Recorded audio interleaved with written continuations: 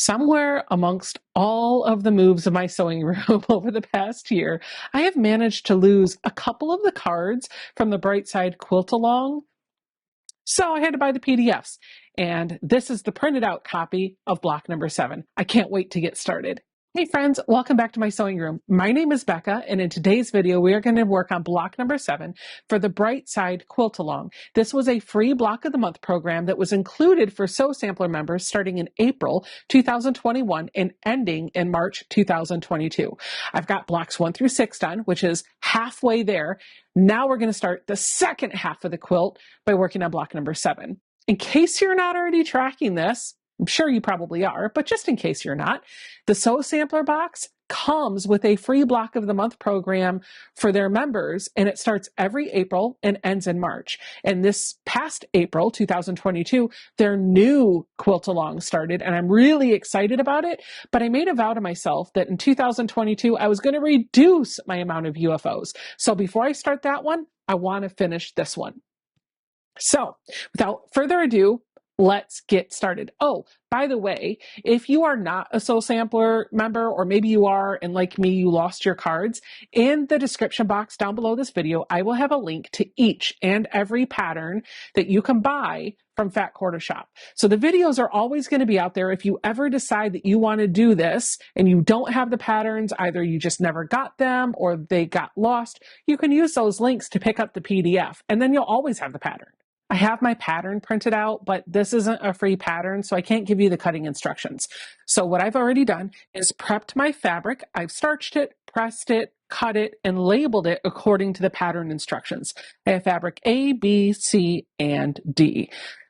I'm going to walk you through this pattern one step at a time, referencing the fabric the way it's labeled in the pattern. Step number 1 will want us to work with our fabric D. So I'm going to pull A, B, and C aside for now. And on the wrong side of our fabric D, we're going to draw a line from corner to corner. When I'm doing this, I like to use a water-soluble marker because once I steam press or starch press or just toss my project in the wash, all of the chemicals and the markings for this disappear completely. You can use whatever marking tool works for you. I know some people like to use lead pencils, and others like to use the friction pens. The advantage to the friction pens is that when you make a mark on the wrong side or right side of your fabric, it really doesn't matter where it goes, when you apply heat to the fabric, that mark disappears pretty much entirely. I have run into issues with friction pens where the marking came back because I didn't wash the project. And I've used the red friction pen in the past, and it permanently discolored some fabric that I was working on because I marked the right side of the fabric with that pen. So for me, I prefer to play it safe with the water-soluble markers or chalk or air-soluble. Don't really use the friction pens, but those are a good option for you if you like them. Now that we have all of these little squares marked, we're going to set them aside. We're going to sew with them, but I just want to put them in a pile off to the side. And I'm going to grab my 4 squares of B. Now, I bought the kit from Fat Quarter Shop, and this fabric is directional. So I want to be a little careful with how I lay this out. You don't have to if you don't want to, but I'm being a little cautious with the placement of my fabric to make sure that everything is aligned just so. Since these are all squares, and my block is going to be a star, I'm just going to take all 4 of my squares and lay them in the 4 positions that they will be in once the block is complete, and make sure that I like the direction of the fabric. In this case, the little arrows are pointing towards me and away from you. I think I'm going to go with that. I just really want all of them to be the same direction. You could also have them all pointing away from the center. That'd be kind of cool. Or you could have them all pointing in towards the center. That would be kind of neat. So they could either go in the same direction or they could all point towards the center. Actually, I think the more I play with it, the more I like them pointing in towards the center, because then no matter which way I turn my block, the block is always right side up. Yeah, that's what we're going to do. which means my next step to sew these little squares onto these bigger ones is going to be the same for each one of these 4 pieces of fabric, as long as they're all going in the same direction. So I've got my stack of bee fabric all facing the same direction, and then I've got my little squares, and what I'm going to do is place a square on the bottom, I'll turn this towards you, of the bigger square. And I want to make sure that this diagonal line that I drew is going from the side down to the middle here. I'm going to stitch right on this line. Actually, it's going to be a thread to the right of it for all 4 of these. And then I'm going to trim this off, press it over, and then I'm going to come back and do the same thing on this side, trim it off and press it over so that we're making our star legs. One of the ways that you can make sure you did this correctly is just to put your finger in between these 2 layers of fabric and nudge it over. And this now folded piece of fabric should complete this square perfectly, both from the top as well as from the back. If it's too short or too big, you didn't hit the seam in the right spot, you might want to consider adjusting. All of my squares tested okay, so I'm just going to take the time to trim away 1/4 of an inch from that line that I just sewed.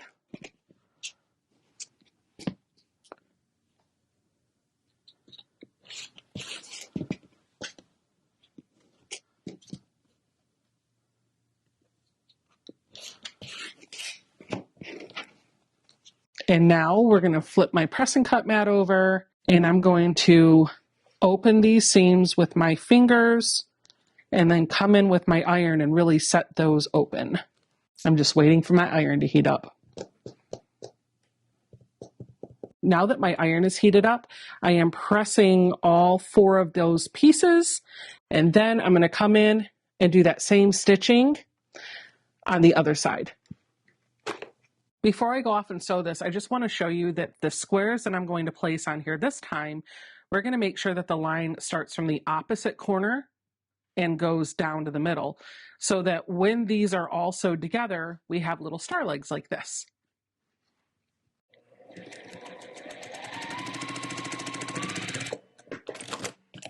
Now I'm going to trim away my fabric 1/4 inch away from that seam that I just sewed.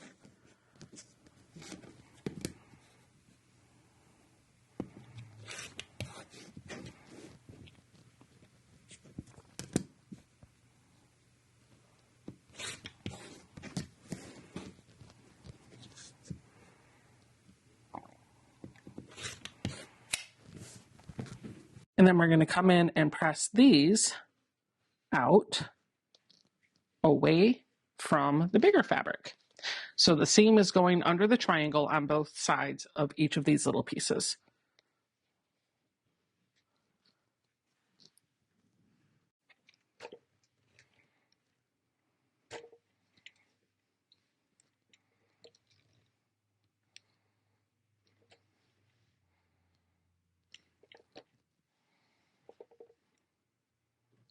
Now that we have our 4 star legs, we're going to build out the top row, the middle row, and the bottom row of our block. Let's start by doing the top row and the bottom row because they're going to be the same.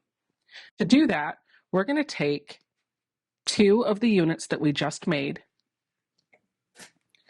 and then all 4 of fabric A, and we're going to make a row where we have a fabric A on the left and a fabric A on the right.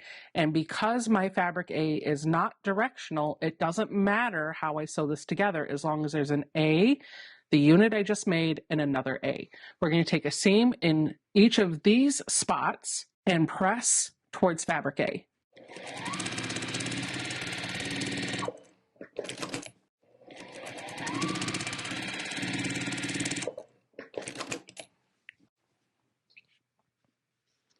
Going to finger press the seam first with the tips of my fingers.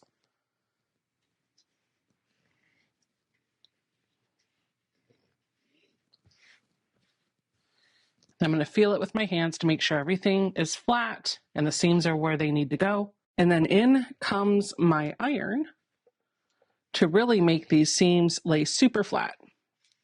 Both our top row and our bottom row are now assembled. Now we're going to build out the middle row, and we're going to do that by grabbing our fabric C square and the two other units that we put together.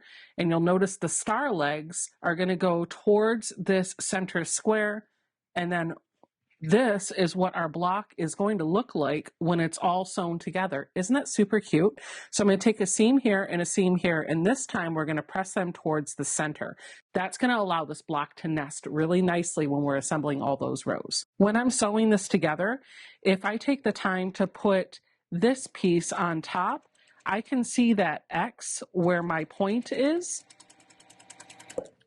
because the threads that made the seam are going to create like a cross, an X, on the back side of that piece of fabric. And as long as I stitch just a thread to the right of that point, I won't lose my point when I flip it open and press my block. Moment of truth, let's see how I did. That looks great. Let's put the other one on.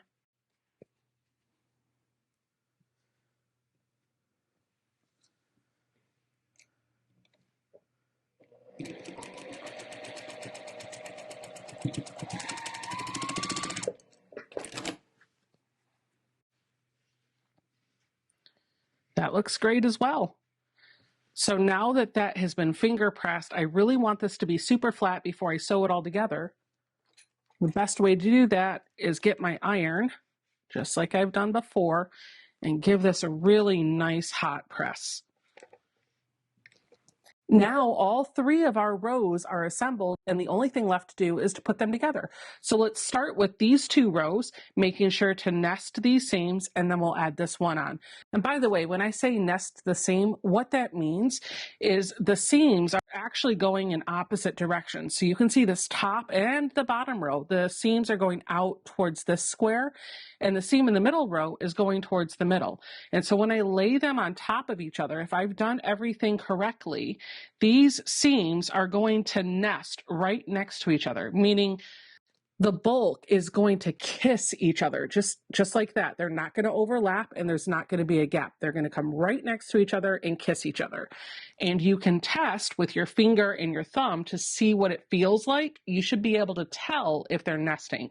The other way that you can tell if they're nesting is just to flip over one of your two pieces of fabric and see if the seams are coming to a nice point right there.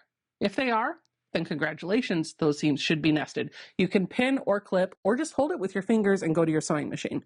Same thing with this one. I'm going to sew with my star legs on top so I can keep an eye on that X and make sure that I am stitching just to the right of it because I don't want to lose my point.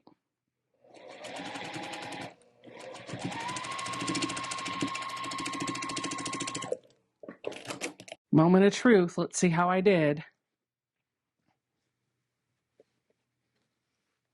Okay, that looks pretty good. Let's put the last row on.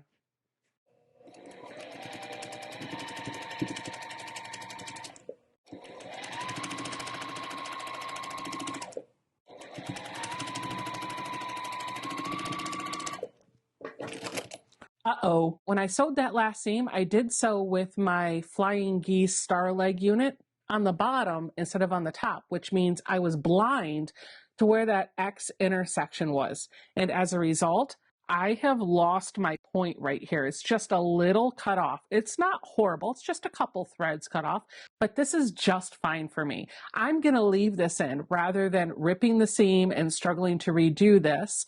I think it's going to be fine.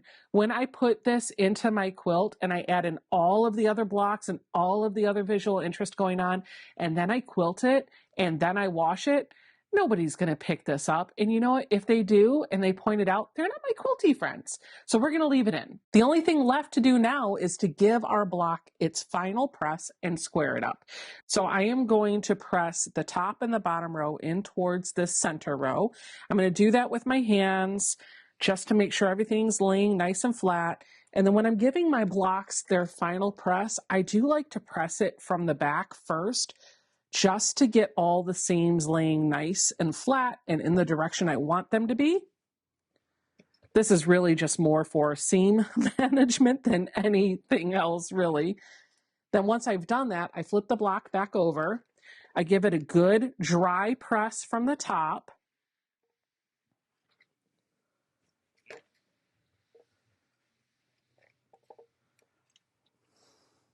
And then because I'm a Best Press fan, I do spritz my final block once I've done that dry press with a generous helping of starch or Best Press. And I give it one more final shot of heat with my hot iron.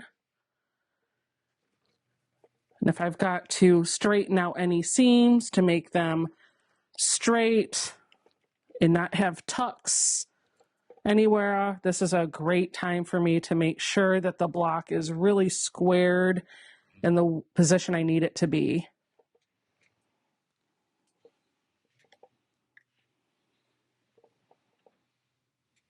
And then because most of my bulk is actually here in the center of my block, I am just going to take a minute and set my clapper on top of it and let the center area where all the bulk from all those star legs are just kind of cool in a super flat position. I love my clapper. I swear by these. I feel like they give you really crisp, flat seams, and they come in a variety of sizes. The ones that I have in my studio are handmade by a guy that lives in my area, and I will link to his Etsy shop in the first comment down below this video if you want to pick these up. By the way, that is not an affiliate link. I don't get anything for promoting his shop. I just genuinely like the product. And if I can support a local artisan who owns a small business while picking up the notion, great. So there's our block, all done. Let's square it up. If everything went according to plan, this should measure at 9.5 inches. It's just a little bit bigger than 9.5, which is exactly what I was hoping for, since I sew with a little less than 1/4 inch seam allowance.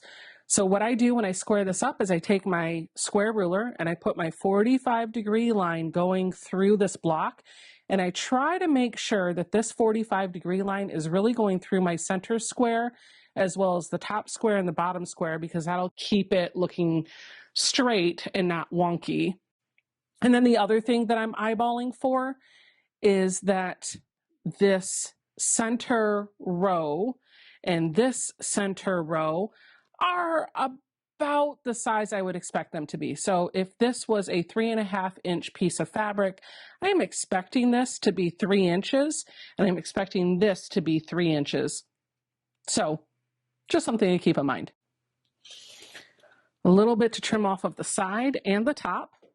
I'm going to do that, clean off the extra threads and fabric, and then I'm going to rotate this 180 degrees, and that perfect 90 degrees that I just created up here, I'm going to put down here at the 9.5 inch mark, and now my cut fabric is going to hit this 9.5 inch mark over here and down here, and I'm going to make sure just one last time that my 45-degree line is going through all 3 of those. My center rows are both measuring at 3 inches like I'd expect. And then I'm going to clean up the right, clean up the top. And then this is trash, or if you prefer, you can use it for a bird's nest or filling for a pin cushion or a dog bed or a number of things. So this is block number 7 for the Bright Side Quilt Along. I absolutely love how easy this went together and how beautiful it looks. All of the blocks in this quilt along have been absolutely stunning. I love the fabric that they curated for this. I love the pattern. Everything's well written, easy to understand, and I can't wait for this quilt to be done. 5 more blocks to go, so it's going to be a little bit, but I'm getting there. Thank you so much for sewing along with me today. Don't forget to give me a thumbs up if you like this video. Subscribe to the channel and come on back for block number 8. I'll see you guys all in the next video. Bye!